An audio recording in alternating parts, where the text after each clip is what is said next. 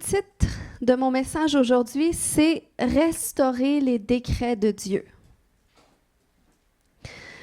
La Bible dit dans Job 22-28, et j'ai pris une version anglaise que j'ai traduite en français parce que nos versions françaises, ça diffère de la version anglaise, mais ça dit « Tu décrèteras une chose et elle sera établie pour toi. Ainsi la lumière brillera sur tes voies. » Amen. Lorsqu'on regarde, c'est quoi la définition d'un décret? C'est un ordre formel et faisant autorité, ayant force de loi, une décision ou une ordonnance judiciaire, où c'est un des desseins éternels de Dieu par lequel les événements sont prédéterminés. Donc, on sait que Dieu, c'est au moyen des décrets qu'il a créé la terre et tout ce qu'elle contient, qui nous a créés. Il a regardé la terre qui était informe et vive et vide, et il a dit que la lumière soit. Donc, ça a été un décret sous forme déclarative, des paroles qui sont sorties de sa bouche et qui ont établi quelque chose. Alors, c'est ça un décret, mais ça peut être donné sous une forme écrite par une personne faisant autorité, le décret du juge, l'ordonnance d'un juge, par exemple, ou c'est vraiment de la même façon que Dieu le fait aussi.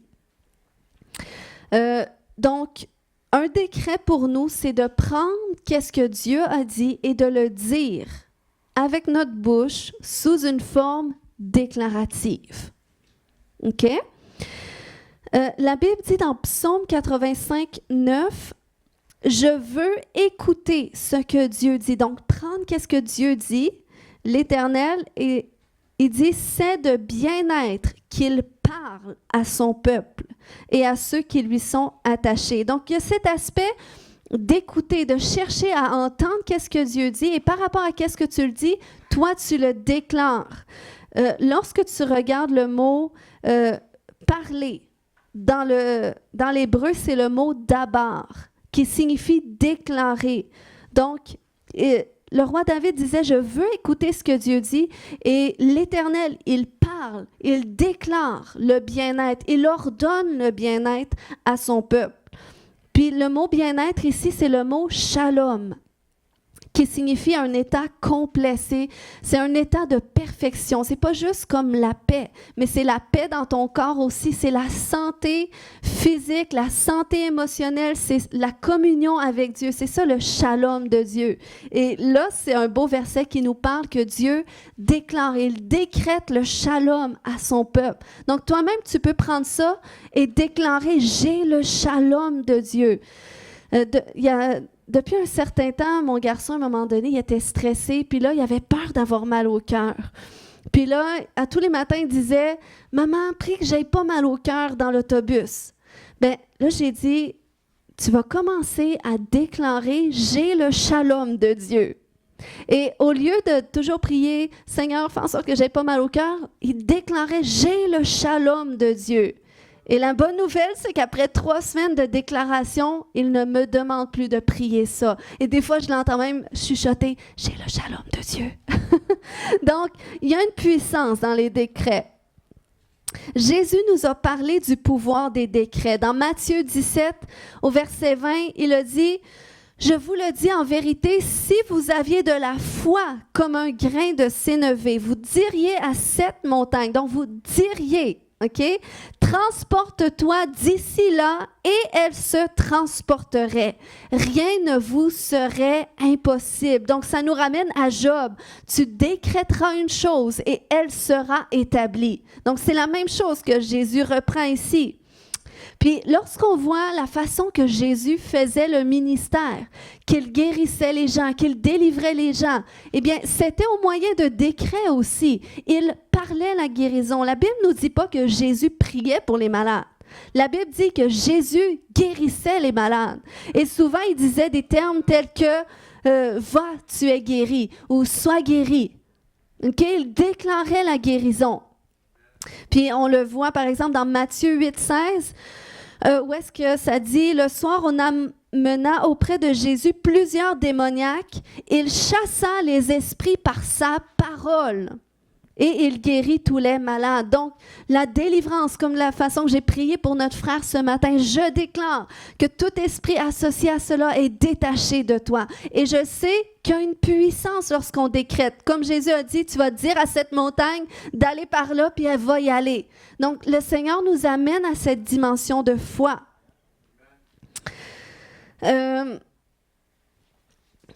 Donc, il faut comprendre, quand Dieu dit que nous avons été créés à son image et que Dieu, de la façon qu'il a fait les choses, même la Bible va nous dire qu'il amène les choses qui ne sont pas, et il appelle les choses à l'existence qui ne sont pas comme si elles étaient. Donc, il va appeler au son de sa voix. Puis c'est important aussi de savoir que la prière, lorsqu'on prie à Dieu, c'est le moyen de communiquer avec Dieu. Il ne faut pas prier dans notre tête. Des fois, dans certaines religions, on apprend à prier dans notre tête. Mais c'est important de prier avec notre parole, parce qu'il y a une puissance derrière ça. Donc, les décrets servent à établir les desseins de Dieu. Puis, lorsque les décrets établissent les desseins de Dieu, ils proviennent d'une parole inspirée de Dieu, qu'on appelle une parole rhéma. Ça, c'est lorsque Dieu souffle à travers sa parole. On voit, ça en parle dans Matthieu 4,4, où est-ce que Jésus a dit « L'homme ne vivra pas de pain seulement, mais de toute parole qui vient de la bouche de Dieu. » Et ça, c'est la parole rhéma de Dieu qui vient de sa bouche. Donc, cette parole-là, des fois, il va la mettre dans notre cœur. Lorsqu'il nous révèle, comme Caroline a partagé, elle a senti qu'elle devait faire quelque chose, qu'elle devait aller porter son CV. Donc ça, c'est une parole inspirée de Dieu. Okay? Dieu parle aussi comme ça à travers sa parole. Il peut nous parler dans nos pensées, nous amener dans certaines directions. Mais il nous parle aussi à travers sa parole. Lorsque tu lis la Bible et qu'il y a un verset que, wow, tu sens que ça te parle vraiment à toi dans ta circonstance. Et peut-être c'est la première fois que tu l'as lu ou peut-être c'est comme si c'était la première fois. Eh bien, ça, c'est une parole rhéma de Dieu. Quand tu es à l'église le dimanche et là, tu entends un message, tu dis, c'est en plein ça que j'avais besoin d'entendre ou c'est ce que je vis, puis ça s'adresse à moi. Donc, c'est une parole rhéma de Dieu. Puis la Bible nous dit qu'on vit de Dieu. On a besoin des paroles rhéma de Dieu pour savoir quoi faire, pour savoir où est-ce qu'on est, comment est-ce que Dieu veut qu'on se comporte. OK? Donc, tout comme une parole prophétique, un décret est la voix de Dieu qui parle, mais il est prononcé avec l'autorité et la puissance de Dieu pour établir un changement. Donc, c'est pour ça que c'est puissant lorsque tu déclares une chose. Parfois, il y a un changement instantané qui se produit. Comme quand tu dis « sois guéri »,« sois libre maintenant ». Des fois, la personne est changée tout de suite. La personne est guérie. Ça, c'est un miracle. Mais des fois, tu vas déclarer une chose, le changement d'une circonstance, des fois, c'est plus long. Mais ce n'est pas parce que ce n'est pas instantané que Dieu n'a pas répondu. Donc, c'est là qu'on doit apprendre à marcher par la foi. Dans l'Ancienne Alliance, c'était les prophètes qui annonçaient les décrets de Dieu. Il y avait les rois aussi. C'est certain qu'il y avait cette autorité-là d'établir les choses, mais les prophètes avaient cette capacité de pouvoir entendre qu'est-ce que Dieu disait concernant les circonstances ou les personnes et arriver et dire ainsi parle l'Éternel et voilà qu'est-ce qui va se produire. Puis non seulement il annonçait, mais il y avait l'autorité et la puissance qui étaient libérées à travers qu'est-ce qu'il déclarait pour établir un changement. Donc ça, c'était dans l'Ancienne Alliance, les prophètes de Dieu. On a vu l'exemple avec Élie, quand il est allé vers le roi Akab et qu'il a dit « Il n'y aura plus de pluie du ciel jusqu'à temps que je le décide. » Donc c'était un décret qui a établi le dessein de Dieu, parce que Dieu voulait montrer au peuple que c'était lui le Dieu de la nature, des orages et le seul Dieu qui existe, OK? Le seul Dieu vivant. On voit un autre exemple avec un miracle qui s'est produit avec Élisée et la femme soudamite. Il était chez une femme qui voulait avoir un enfant, mais elle ne l'avait pas partagé. Le prophète avait dit, est-ce qu'il y a on pourrait faire quelque chose pour toi? Est-ce qu'on pourrait pas te bénir par quelque chose parce qu'elle avait fait une pièce pour le prophète dans sa maison pour qu'il puisse dormir? Mais la dame qui servait simplement d'un bon cœur, qui cherchait rien en retour, elle a dit, j'ai rien besoin, ça va. Mais le prophète se questionnait à savoir qu'est-ce que cette dame aurait besoin. Et là, son serviteur dit, mais cette dame, elle n'a pas de fils. Donc, le prophète est arrivé et il a dit, l'année prochaine, à la même année, tu embrasseras un fils. Donc, c'était un décret. Donc, ce n'était pas juste une prière de dire, je prie que tu aies un fils. Non, l'année prochaine, à la même année, tu embrasseras un fils, à la même époque. OK? Donc, c'était un décret qui a amené la puissance de Dieu dans la manifestation de ce dessein. Cette dame, elle a enfanté, elle ne pouvait pas avoir d'enfant, mais elle a conçu. Donc, c'est comme ça que Dieu fait les choses. Et encore aujourd'hui, alors que nous sommes dans la nouvelle alliance, puis la différence, c'est que ce n'est pas que les prophètes qui entendent de Dieu, mais c'est tous les enfants de Dieu. La parole de Dieu nous dit que dans les derniers temps, où est-ce que nous sommes? Jésus répandrait son esprit sur toute chair. Ses fils et ses filles prophétiseraient. Est-ce qu'il y a des fils et des filles de Dieu ici? Donc, ses fils et ses filles auraient la capacité d'entendre Dieu et de pas seulement entendre, mais aussi de parler qu'est-ce que Dieu dit, de décréter pour que les choses s'établissent. Je crois qu'on est dans des temps que Dieu veut accélérer les choses. Donc, c'est pour ça qu'il a plus seulement limité son esprit à des rois ou à des prophètes, mais à ses fils et à ses filles, à tous ceux qui invoqueraient le nom du Seigneur pour être sauvés, peuvent devenir des enfants de Dieu. Amen. Donc, c'est là qu'on est. Puis, c'est pour ça que c'est important aussi pour nous de questionner Dieu sur sa volonté. Des fois, on est là, mais je ne sais pas qu'est-ce que Dieu dit. Moi, je n'entends pas Dieu. Est-ce que tu t'es déjà arrêté pour questionner Dieu, pour lui poser une question?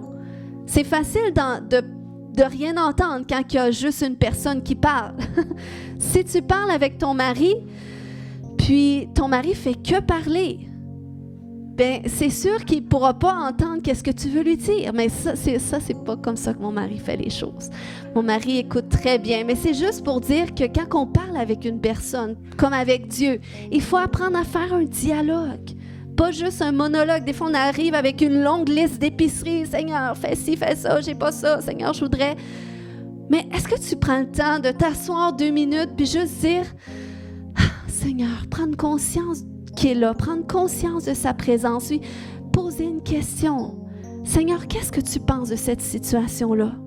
Qu'est-ce que tu penses de mon collègue de travail qui agisse toujours comme ça? Ça me scelle les oreilles, je l'entends toujours sacré. Seigneur, qu'est-ce que toi t'en penses? Peut-être toi t'es furieux parce que t'es tanné, tes oreilles sont rendues rouges, enflées. Mais là, du moment que tu questionnes Dieu, Dieu te dit, aime-le. Aime-le. Fais-lui plus de compliments. Donc, le Seigneur, il nous amène à changer notre perspective lorsqu'on s'arrête pour le questionner. Mais là, il y a la question, mais comment est-ce que je sais si c'est Dieu qui parle?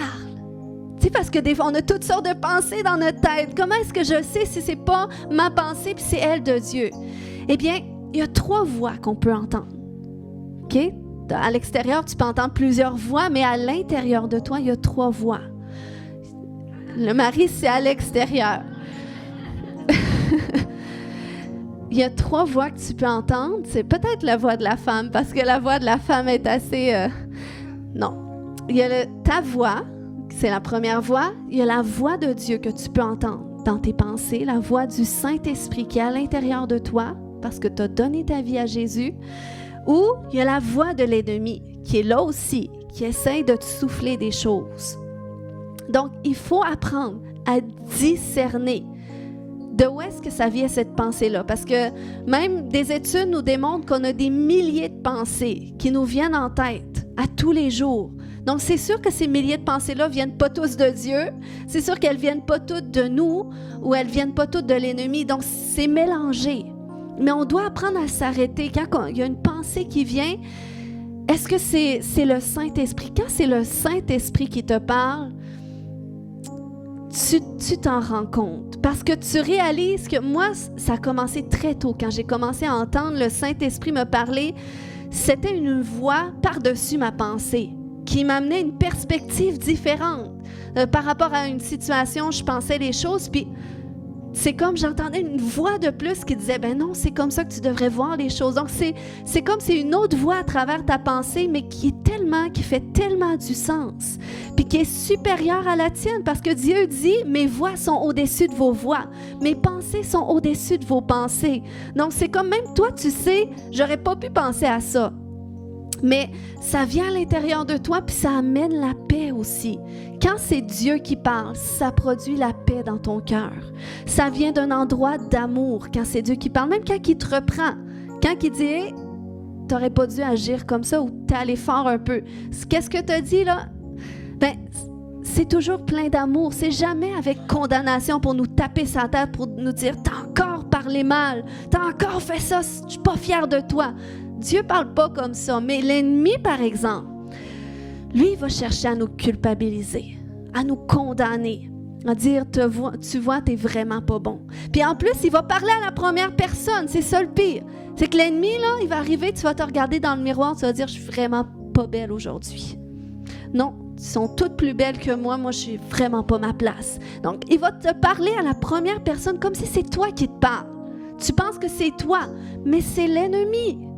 Donc, c'est pour ça qu'on doit apprendre à discerner des pensées qui rendent ton cœur contrarié, qui t'amènent de la peine, qui t'amènent de la honte de toi, qui t'amènent du rejet de toi. C'est l'ennemi, ça.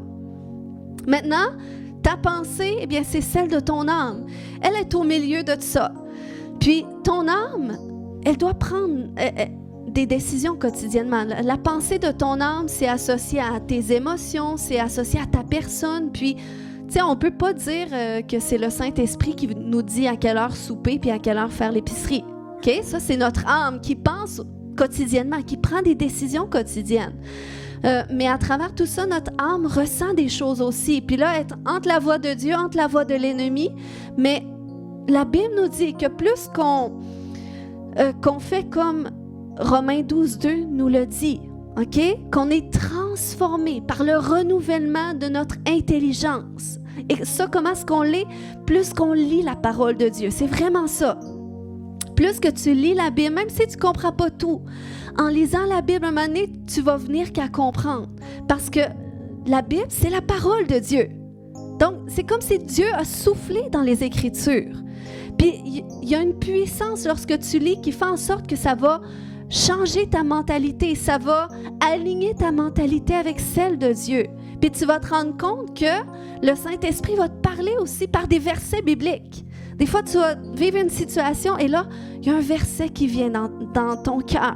Et ça, c'est le Saint-Esprit qui te parle. Donc, c'est pour ça que c'est important de lire la Bible.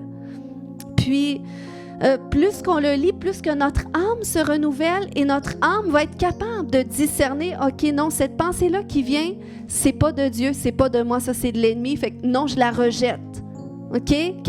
Parce que l'ennemi va te chercher soit à te rabaisser toi ou à rabaisser les autres. Il va chercher à te critiquer toi ou à critiquer les autres. T'as-tu vu elle? Qu'est-ce qu'elle porte aujourd'hui? C'est l'ennemi qui fait ça, OK? Parce qu'il veut diviser. Donc, il faut qu'on amène notre pensée à être alignée avec Dieu. Puis plus qu'on le fait, eh bien plus que Romains 12:2 nous dit qu'on va discerner la volonté de Dieu. Donc, on va être capable de savoir qu'est-ce que Dieu dit, même dans les circonstances autour de nous. Parce que ça, c'est à l'intérieur de nous, mais à l'extérieur de nous, Dieu parle aussi. Dieu déclare des choses aussi autour de nous.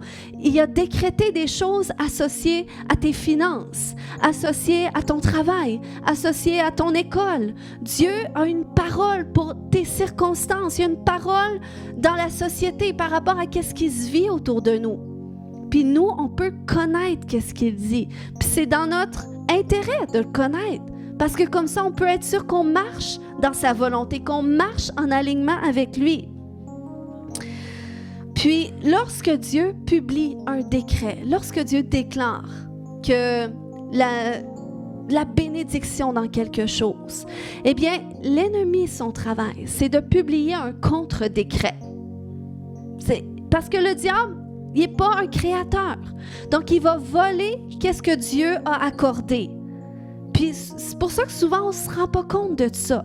Parce que Dieu, depuis longtemps, même avant qu'il nous mette au monde, il avait déjà déclaré les bénédictions associées à notre vie. Il avait déclaré le nombre de jours qu'on allait vivre. OK? Il avait déclaré les projets de paix qu'on vivrait, l'avenir qu'on aurait. Mais le diable, lui, qu'est-ce qu'il vient faire? C'est que dès qu'on vient dans ce monde, il vient déclarer les choses contraires. Il vient voler pour pas qu'on marche dans ce à quoi Dieu nous a bénis.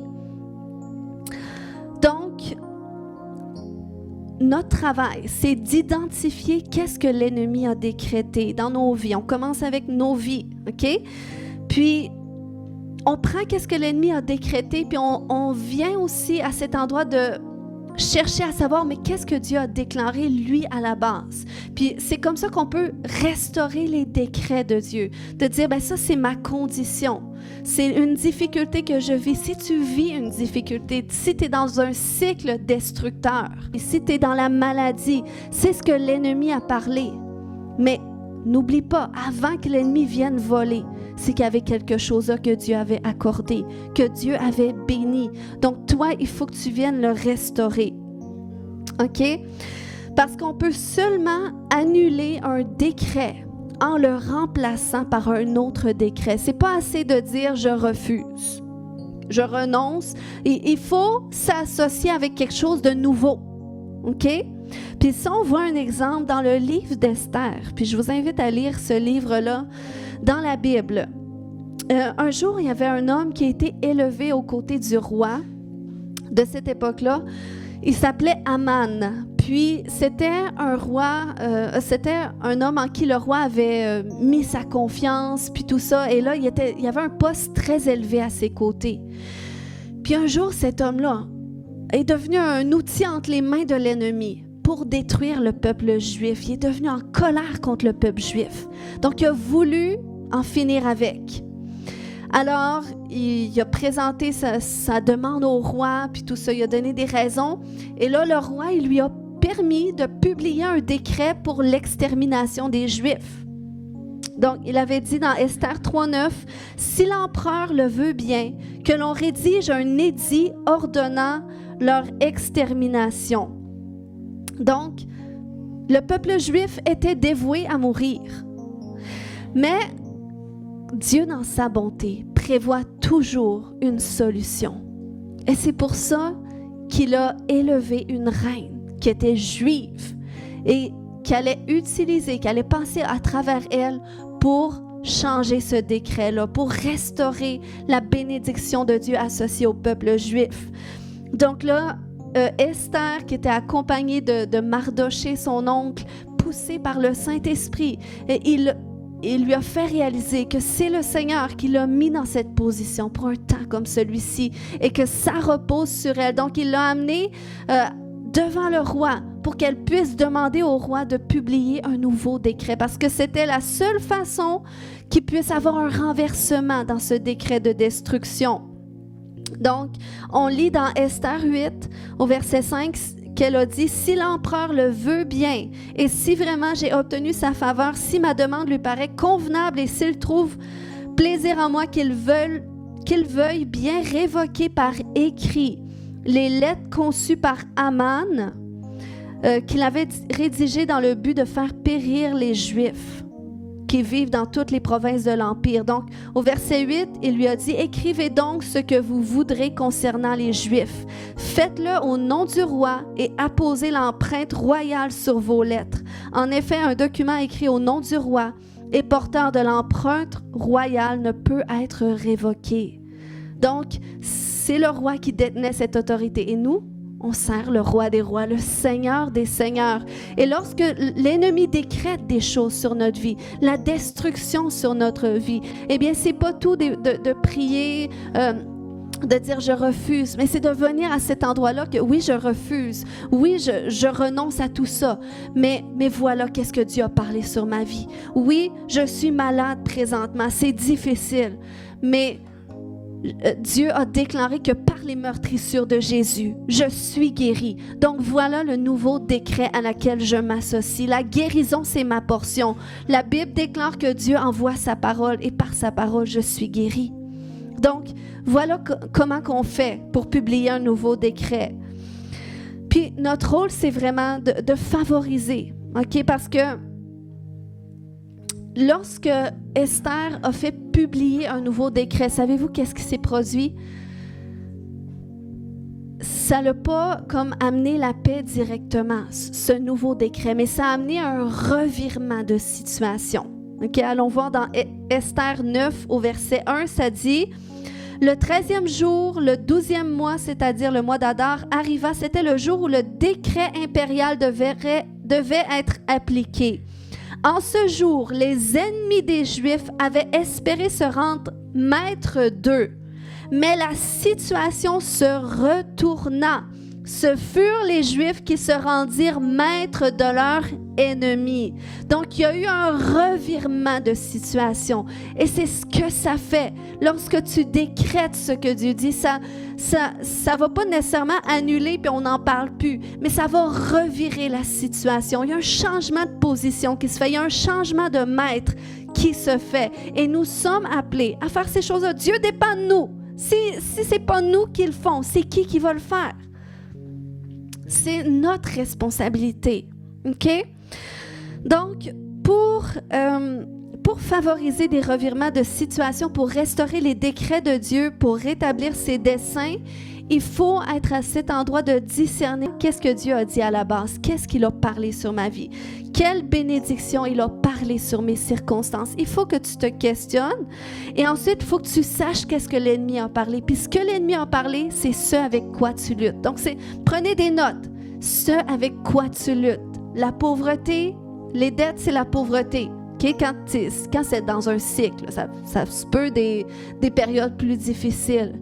Mais quand c'est vraiment qu'est-ce que tu vis, c'est ta réalité, eh bien, c'est quelque chose que l'ennemi a volé. Si c'est les tourments, si c'est les peurs, si c'est les inquiétudes, t'es stressé, t'es anxieux, eh bien, il y a quelque chose à quelque part que l'ennemi a volé, qui doit être restitué. Puis, la question que tu dois te poser, c'est que si tu n'étais plus comme ça, okay? Si tu avais pu, toutes ces dettes que tu as, si tu avais pu, ces malheurs que tu vis, comment est-ce que ta vie serait? Comment est-ce que ta vie serait? Commence à t'imaginer. Et ça va te donner une indication de qu'est-ce que Dieu veut, de qu'est-ce que Dieu a parlé sur ta vie, que tu es appelé à parler, okay? Tu es appelé à mettre un son à la voix de Dieu. OK? Puis c'est là que tu te positionnes pour un nouveau décret. J'ai partagé la semaine passée que ce à quoi l'ennemi était ce à quoi l'ennemi a essayé de voler beaucoup dans ma vie, c'est vraiment la portée de ma voix. Puis bon, j'ai expliqué toute la semaine passée ce cheminement dans lequel le Seigneur a dû me délivrer. Mais j'ai partagé comment l'ennemi a essayé justement de faire taire ma voix, de m'empêcher de voir cet appel-là. Puis, c'était un combat à l'intérieur que, bon, l'ennemi, justement, il a trouvé des façons que je puisse vivre ça à l'intérieur de moi. Mais vous savez, c'est un combat aussi à l'extérieur. C'est aussi dans l'atmosphère, parce que c'est drôle. En 12 ans de ministère, OK, en 1 an et demi, je n'ai jamais entendu autant de fois qu'en 12 ans de ministère qu'une femme ne devrait pas prêcher. OK? Puis ça, c'est l'ennemi. OK? Ça, c'est les décrets de l'ennemi. Une femme ne devrait pas prêcher. Puis c'est drôle parce que plus que corporativement, on avance, qu'on rentre dans notre destinée, plus que, ça vient à mes échos. Une femme ne devrait pas prêcher. OK? Mais ça, c'est l'ennemi. Puis, mais la bonne nouvelle, c'est que puisqu'il y a un nouveau décret qui a été prononcé sur ma vie, je me suis associée au décret de Dieu, comme de quoi que Dieu m'a établi, qu'il a établi ma voix, qu'il a besoin de ma voix pour accomplir ses desseins. Eh bien, quels que soient les échos qui viennent, eh bien, je sais que je marche dans l'autorité de Dieu. Donc, ça ne peut rien faire, ça ne peut pas accomplir ses desseins. Mais c'est pour vous montrer qu'il y a quand même un combat à mener. Il y a quand même un combat, puis c'est là que nous, on doit amener ce revirement de situation qui ne va pas nécessairement faire taire tout de suite les tensions, les difficultés, mais on continue d'avancer dans ce nouveau décret. Je vais vous donner un autre exemple, OK, sur le territoire, OK, avec la louange. Est-ce qu'il y a des adorateurs ici? Amen. La louange, c'est quelque chose de puissant. La louange, c'est pas que des beaux papillons, puis c'est tout gentil. C'est une arme puissante, OK? Parce qu'il y a des combats dans la Bible qui se sont menés qu'au bruit des trompettes, des cris du peuple de Dieu, puis ça le fait fuir les ennemis, ça le fait s'entretuer les ennemis. Donc, il y a une puissance dans la louange, dans l'atmosphère du territoire. Puis c'est comme lorsque tu loues le Seigneur, dans le monde spirituel, tu bâtis un autel à Dieu. Où est-ce qu'il peut descendre? Parce que lui-même, il a dit qu'il siège dans la louange de son peuple. Donc, il vient siéger dans la louange. Et ça veut dire que son règne vient. Même Jésus a dit, priez que mon règne vienne, que son règne vienne. Donc, on amène le règne de Dieu. Et si Dieu est là, les choses ne peuvent plus rester les mêmes. Donc, mais il faut comprendre que qu'est-ce qui est puissant aux yeux de Dieu va être une cible de l'ennemi pour que justement ce soit méprisé. OK? Donc, c'est pour ça que même ici, on a fêté nos 10 ans d'église cette année, mais en 10 ans d'église, ça a pris près de 8 ans à mettre sur pied une équipe de louanges. Il y a cet aspect du processus de Dieu. Des fois, c'est long, OK? Le processus de Dieu, il nous travaille nos caractères dans ces temps désertiques, dans ces temps où est-ce qu'on défriche la terre. Mais il y a tout de même une portée spirituelle là-dedans, laissez-moi vous dire. OK? Parce que l'ennemi ne veut pas. Il ne veut pas qu'une armée d'adorateurs se lève. Parce que si vous avez fait d'autres églises dans la région, OK? Vous avez peut-être remarqué que les gens, parce qu'on pourrait penser que c'est culturel, OK? Que c'est notre culture ici, les gens ne sont pas très expressifs dans la louange, OK? Je m'inclus là-dedans, c'est ma culture, OK? De nature, on n'est pas très expressif. De la façon qu'on chante, de la façon qu'on bouge, de la façon qu'on danse. Puis, vu que c'est comme, on est habitué à ça, c'est comme si on est confortable là-dedans aussi. Mais l'affaire, c'est que si tu ne vis pas la pleine portée de la louange que tu amènes à Dieu, tu ne vis pas la profondeur de l'impact que ça peut amener aussi. Je vous dis que ça a un lien, OK? Parce qu'une louange où est-ce que tu n'es pas tellement engagé dans ta louange, pensez-vous que ça fait le même effet que comme David, lorsqu'il est arrivé, que la Bible nous dit qu'il a dansé dans toutes ses forces, OK, avec toutes ses forces devant l'Éternel, la puissance que ça amène, j'imagine juste la présence de Dieu qui devait être là à ce moment-là. Lorsqu'il dansait, c'était le roi, il n'en avait rien à faire, il avait juste une tunique, puis il dansait toutes ses forces devant le Seigneur. Mais la Bible nous dit que c'était le roi selon le cœur de Dieu. Donc, ça plaît à Dieu. Puis Dieu se cherche un peuple comme ça, qui va louer en esprit et en vérité. Donc, qui va être capable de vivre pleinement c'est quoi la louange. Parce que, OK, c'est facile de dire, ouais, mais moi, c'est pas mon style. Moi, je suis pas quelqu'un comme ça, je suis pas expressif. Je pourrais être la première à dire ça, OK? Je peux vous dire, j'ai pas cherché un appel au micro, OK? Puis quand Dieu m'a mis devant un micro, moi, là, j'étais comme dans un gros bloc de glace. Je ne pouvais pas bouger, je parlais pas fort, puis pour moi, c'était mon style, c'était ma nature. Puis c'est pour ça que je disais, Seigneur, tu vois bien que je l'ai pas. Je l'ai pas. J'étais pas capable de bouger en même temps que parler. C'est comme quelqu'un qui apprend à jouer de l'instrument puis chanter. Moi, c'est comme juste parler. Toute mon attention était là et c'était dur pour moi. Sur ça, je disais à Dieu, tu vois bien que je suis pas le bon candidat. Mais le Seigneur, il m'a appelé à cet endroit parce que, OK, ça change pas. Même si le Seigneur m'a délivré, il a guéri mon cœur, ça change pas que je suis une personne qui est réservée de nature. OK? Fait que tu vas me prendre d'une pièce, peut-être tu me remarqueras même pas. Moi, je suis confortable comme ça. OK? Je suis très bien, je suis meilleure dans le 1 à 1, je trouve. Mais bon, le Seigneur a trouvé, il pense peut-être différemment. Mais c'est correct, je le respecte. Maintenant, j'obéis.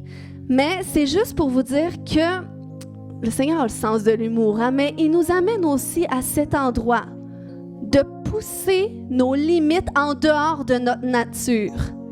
Parce que j'ai remarqué que c'est lorsque je le fais, puis plus je le fais, parce que j'apprends aussi encore à le faire, mais plus que je le fais, eh bien plus que c'est là que je laisse la place au Saint-Esprit de venir avec plus de fluidité pour l'exercice des dons spirituels, que ce soit les miracles, la prophétie, la guérison. Il y a des gens qui sont très bons à s'exprimer, qui sont très bons gestuels, sont très à l'aise. Mais ça ne change pas qu'eux aussi. Ils doivent apprendre à ne pas couler et être remplis d'eux-mêmes, mais à amener leur nature dans celle de Dieu. Pour dire, moi, c'est peut-être comme ça ma personnalité. Mais toi, Seigneur, comment est-ce que tu veux t'exprimer à travers de moi? Comment est-ce que tu m'appelles à être? Et c'est comme ça qu'on peut susciter un revirement de situation. OK? Donc,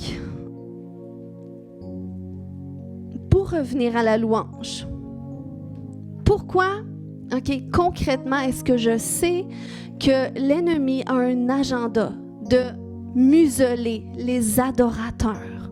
OK? Je sais parce que sur le territoire, particulièrement au camp musical, je ne sais pas si tout le monde est déjà allé au camp musical, mais on fait des rénovations, c'est très beau les rénovations qu'on fait, puis c'est l'endroit le plus élevé de la ville. Eh bien, ils ont érigé des statuettes de Hathor. On a une photo ici. L'autre avant. Donc, OK, on le voit pas très bien, là, mais comme entre les fenêtres, là, c'est ça. Debout, c'est des grosses déesses Hathor. Puis vous savez, Hathor, c'est la déesse de la musique. Donc, il y en a qui peuvent penser que c'est juste une déco, mais c'est très spirituel. C'est très spirituel. On ne réalise pas le genre d'incantation qui a dû être fait sur le territoire pour que ce type de statue-là soit érigé. Mais tu prendrais ça à l'époque du temps de la Bible, c'est une abomination, c'est un Dieu qui est adoré sur le territoire. Donc, ce qui revient, OK? Qu'est-ce que moi j'entends par cette représentation? Tu peux mettre l'autre image. C'est que l'ennemi a déclaré que sur ce territoire, la louange lui reviendrait. C'est pour ça que c'est la déesse de la musique. Donc, non. Là, est-ce qu'il y a des gens qui peuvent commencer à être un peu frustrés contre l'ennemi? Donc, c'est pour ça comment ça se traduit dans l'Église. Parce que si nous, l'Église, on ne prend pas conscience qu'on a des ennemis, c'est pas tout beau, tout gentil, OK? Mais il y a un combat à mener, il y a une lutte à mener. OK? Si on peut le réaliser, ça va nous faire réagir différemment. Parce que comment est-ce que ça se traduit dans l'Église? C'est que les églises ont du mal parce qu'ils ne savent pas l'ampleur de ce combat spirituel. Non, ils ont du mal à percer dans la louange. Ils ont du mal à amener leur louange à un point que la présence de Dieu va venir, qu'on perd le contrôle, que des gens commencent à être guéris, des gens commencent à être délivrés. Puis ça prend d'être à un niveau où est-ce qu'on est pleinement engagé, où est-ce qu'on est expressif, où est-ce que tu dis « Hey, plus de toi, Seigneur, plus de toi! » C'est comme tu le vis dans tout ce que tu es, qu'est-ce que tu chantes. Si on peut réaliser la puissance que ça a, le revirement que ça va apporter dans la région. Amen, parce qu'on sert un Dieu vivant, un Dieu qui a envie d'être loué par ses enfants de toute leur force. OK? C'est le Dieu qu'on sert, puis il y a un combat pour ça. Puis ce combat-là se traduit en « tais-toi, bouge pas trop, chante pas trop fort, t'as pas une belle voix. Prosterne-toi pas parce qu'il n'y a personne qui le fait ici, tu as de l'air bizarre. » Donc c'est comme ça que l'ennemi va parler dans les pensées. « Bouge pas trop. Personne t'a jamais vu les bras dans les airs, tu as l'air de quoi? » Tu sais, c'est comme ça que... Puis là, on pense pas que...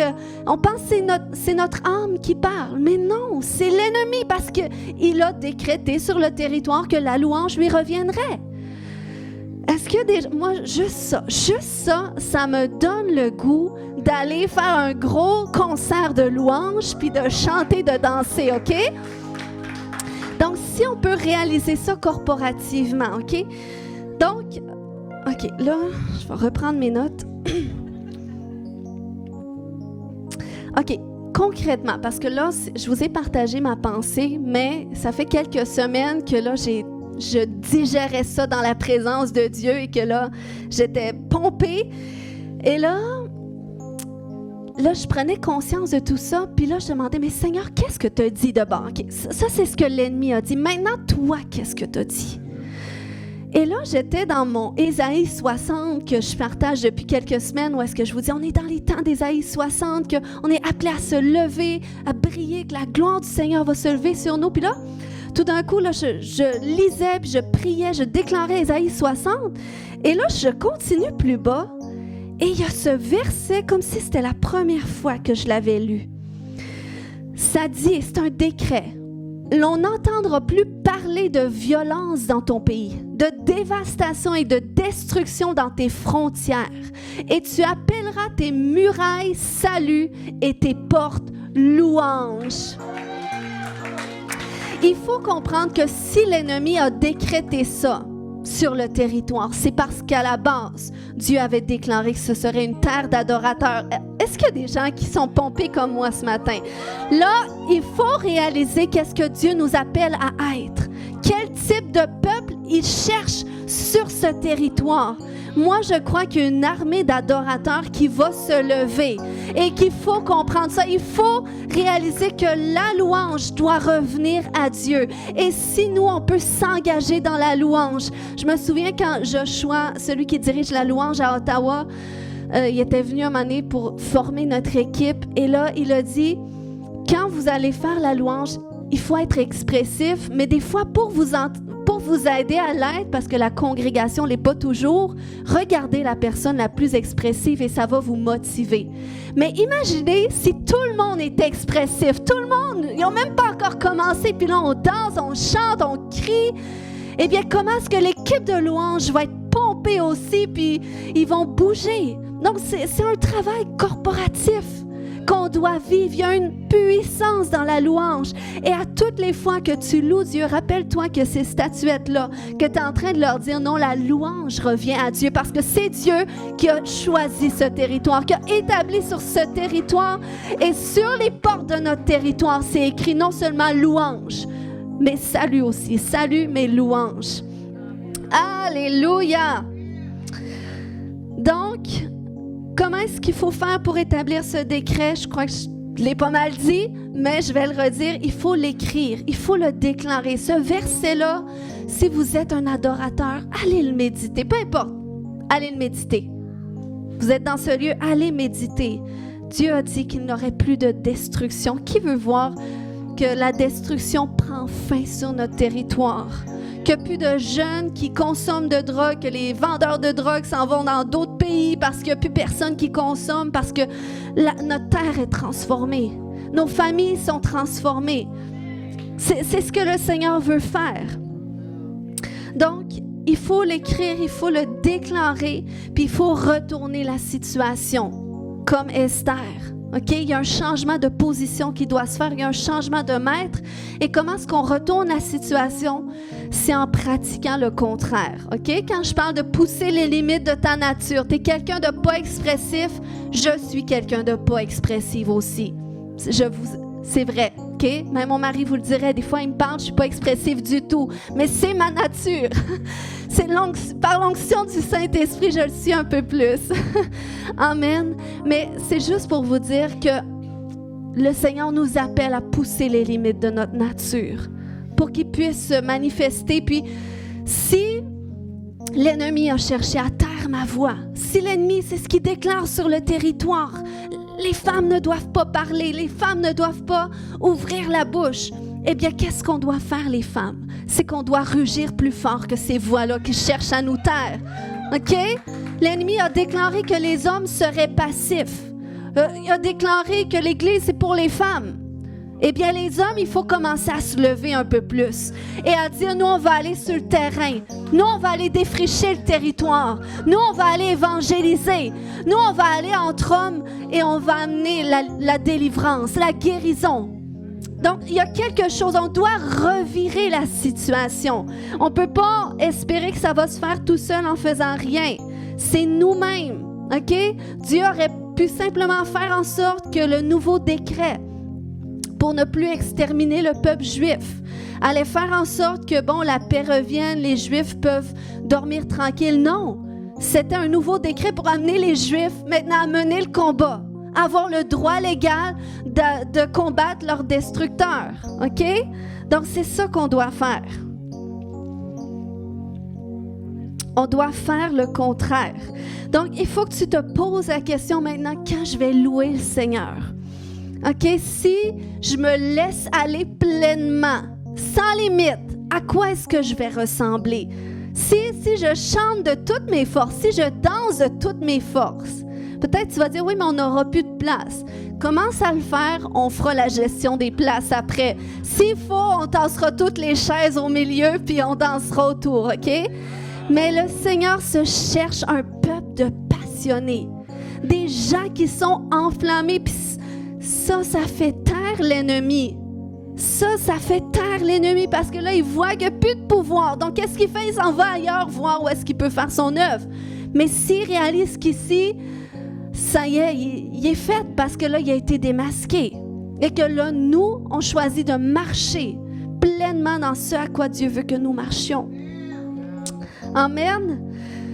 Donc, ce matin, nous allons prier. Alléluia. Alléluia. Alléluia. Merci, Jésus.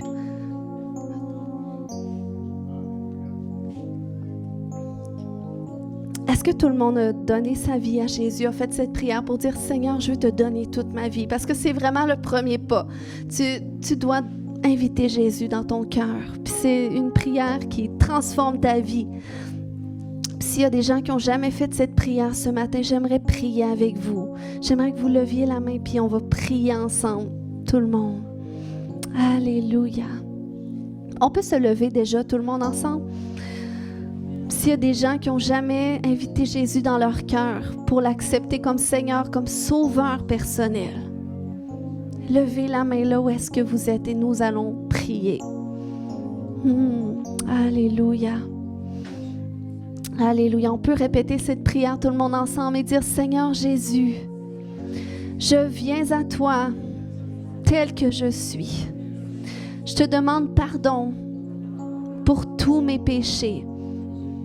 Viens dans mon cœur, viens dans ma vie. Je t'accepte aujourd'hui comme Seigneur et comme Sauveur. Amen. Alléluia. Acclamons le Seigneur pour les nouvelles âmes qui ont peut-être fait cette prière. Alléluia. Donc là, on va prendre un instant, OK? On va prendre conscience de nos difficultés personnelles parce que le Seigneur veut que vous soyez bénis. OK? Il veut que vous viviez des percées extraordinaires dans votre vie. Il veut que vous soyez en santé, guéris. La Bible nous dit qu'il souhaite que tu prospères à tous égards et que tu sois en bonne santé, comme prospère l'état de ton âme. Donc, est-ce que tu peux prendre conscience de tes difficultés? Puis de commencer à demander à Dieu, qu'est-ce que l'ennemi a parlé pour que je vive ça, ou pour que mon mari vive ça, ou mes enfants vivent ça. Qu'est-ce que l'ennemi a parlé? Donc ce matin, c'est un exercice pour que tu entendes Dieu te parler. Alléluia. Alléluia. Alléluia, oui, Seigneur Dieu.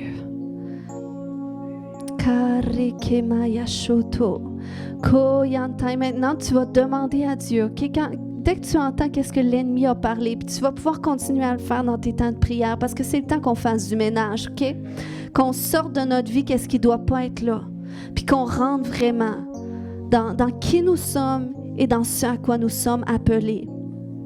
Alléluia. Puis, demande à Dieu, OK? Qu'il te dise qu'est-ce qu'il veut restaurer dans ta vie. Parce que ça prend un nouveau décret. Tu vas t'associer avec son décret, avec sa volonté. Tes difficultés, c'est ce que l'ennemi a parlé. Mais en dépit de qu'est-ce qu'il a dit, qu'est-ce que Dieu a déclaré? Qu'est-ce que Dieu veut restaurer qu'il a déjà déclaré, qui était déjà ta portion? Puis peut-être qu'il y a un verset qui va te monter en tête, peut-être c'est un mot. Peut-être c'est un mot, mais tu sais, tu as juste besoin d'un mot pour formuler une phrase. Si tu as un mot, tu es capable de formuler un décret avec ça. Tu peux avoir l'assurance que c'est Dieu qui te parle. Des fois, c'est un mot qui va te venir, un mot d'un verset. Tu sais que si ça en parle dans la Bible, eh bien, c'est quand même le Saint-Esprit qui te parle et va voir ce verset sur Google. Alléluia, oui Seigneur, on veut s'associer à ta parole. On veut s'associer à qu'est-ce que toi tu dis sur notre vie. Seigneur, nous voulons restaurer tes desseins dans nos vies, dans nos familles. Seigneur, nous disons c'est assez. C'est assez, Seigneur, que l'ennemi ait une part sur notre vie quand Jésus, tu as dit que tu as tout accompli, que tu as tout accompli, tu as souffert pour qu'on soit guéri. Tu t'es fait pauvre pour qu'on soit riche, Seigneur Dieu. Alléluia, tu es venu pour nous annoncer une année de grâce du Seigneur. Tu es venu pour nous annoncer la faveur, qu'au lieu de la honte, ce serait le double. On aurait le double de part dans notre pays. Seigneur Dieu, ta parole est pleine de promesses. Elle est pleine de tes décrets que tu déclares sur notre vie. Et nous voulons nous associer à cela. Ce matin, est-ce que vous pouvez commencer à prier?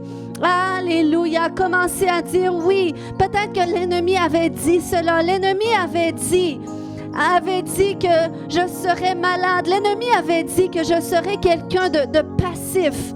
Mais Dieu déclare que je suis courageux, que je suis verdoyant.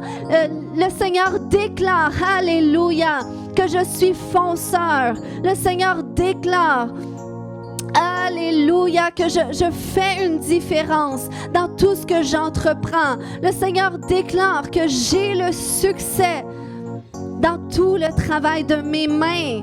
Alléluia, commence à renverser les décrets de l'ennemi en commençant à déclarer qu'est-ce que Dieu dit. Qu'est-ce que Dieu dit? Alléluia, parce que le succès, la faveur, c'est ta portion. Alléluia. Corre que maya shote, koyantore que mama yashata katada. Oui, Seigneur Dieu, révèle-nous, Papa. Révèle-nous ton cœur, Seigneur Dieu. Oh, révèle-nous ce que tu veux restaurer. Alléluia, il est le temps de restaurer, il est le temps de restituer. Alléluia. Alléluia, corre que maya shoto, koyanto yo shoto. Oh, l'ennemi voulait que ces domaines de ta vie, ce soit comme une terre aride, que ce soit difficile. Mais le Seigneur déclare qu'il envoie ses fleuves d'eau vive et qu'il ouvre un chemin. Alléluia. Peux-tu commencer à t'associer avec qu'est-ce qu'il dit? Qu'est-ce qu'il dit? Corre que mama yashoto, koya shorekete, koya shonto. Oh, l'ennemi avait déclaré que tu serais stérile, que ce serait difficile d'amener des âmes à Dieu. Mais le Seigneur déclare qu'une multitude va sortir de toi, que tu enfanterais des fils et des filles. Alléluia! Ce matin, déclare qu'est-ce que Dieu dit de toi. Ce matin, déclare qu'est-ce que Dieu dit de toi. Alléluia. Alléluia. Corre que maya shoto. Kotoroko bata. Oh, ce matin, je libère l'onction. Non seulement l'onction qui te guérit, mais l'onction qui va guérir les malades. Alléluia. Alléluia. Non seulement l'onction qui te rend prospère, mais l'onction qui va amener la prospérité. Où est-ce que tu travailles? Oh, alléluia. Commence à voir comment le Seigneur revire les choses. Le plus que le Seigneur a pour toi. Alléluia, le plus d'onction. Oh, le plus d'onction pour percer les cieux, percer à travers la louange. Koyentoreke bambaba yashoto. Koyantareke. Oh, yashorekete. Oh, la voix des adorateurs est restaurée. Commence à louer. Je sens ce matin qu'alors qu'on ouvre notre bouche et on laisse sortir un son de louange, il y a une percée qui se produit dans ta vie. Alléluia, il y a une percée qui se produit dans ta famille. Oh, loue ce matin, élève ta voix pour ton Dieu. Élève ta voix pour ton Dieu. Alléluia, alléluia, alléluia. Je te remercie, Seigneur, pour la sagesse. Tu as dit, Père, que c'est un homme, Seigneur Dieu, qui va faire changer des choses à son travail, qui va faire changer des façons de procéder pour s'aligner avec ta façon, Seigneur Dieu.